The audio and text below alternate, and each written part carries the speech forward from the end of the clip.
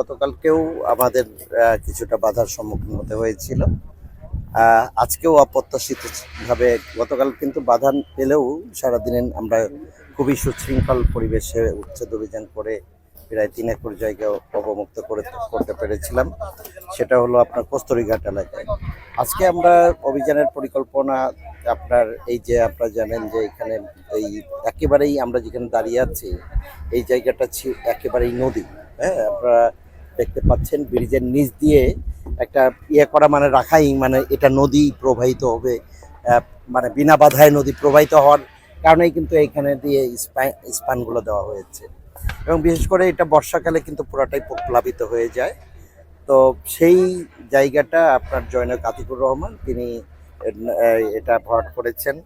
এখানে প্রায় 50 একর জায়গা ছিল এবং তার পক্ষের কিছু লোকজনকে দিয়ে উনি মানববন্ধন করেছেন আমরা যতটুকু জেনেছি, এবং ছোট্ট ছোট্ট শিশু বাচ্চাদেরকে গলায় প্লেকার্ড দিয়ে উনি এটাকে চেষ্টা করেছেন।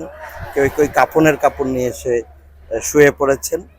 এরপরে দেখলাম যে আমাদের ইয়ের সামনে তার ঢোকার পথে আপনার বড় বড় সব আপনার গাড়ি, ট্রাক এবং ড্রিল যে আপনার এগুলো আপনার নির্মাণ সামগ্রীর কাজে যে সমস্ত বড় বড় ব্যবহার হয় সেগুলো উনি রেখে দিয়েছেন।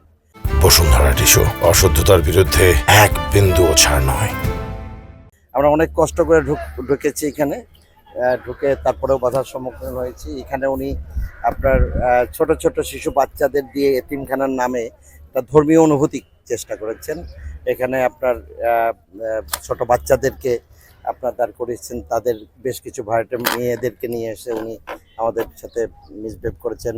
ওনার লোকজন কিছু ধাক্কাধাক্কিও করেছে আমাদেরকে। তো সব মিলে আমরা শেষ পর্যন্ত আইন শৃঙ্খলা বাহিনীর সহযোগিতায় আমাদের বিআইডব্লিউটি এর সমস্ত কর্মকর্তাগণ একেবারেই নির্ভীক ছিল। আমরা জানেন যে নদী উদ্ধারের ব্যাপারে আমাদের একটা গৌরবময় একটা ঐতিহ্য আছে, যেটা নিয়ে আমরা কখনোই আপোস করি না। আমরা এখানেও আজকে সেই কাজটি করেছি এবং এখন আমরা নির্বিঘ্নে কাজটি করছি।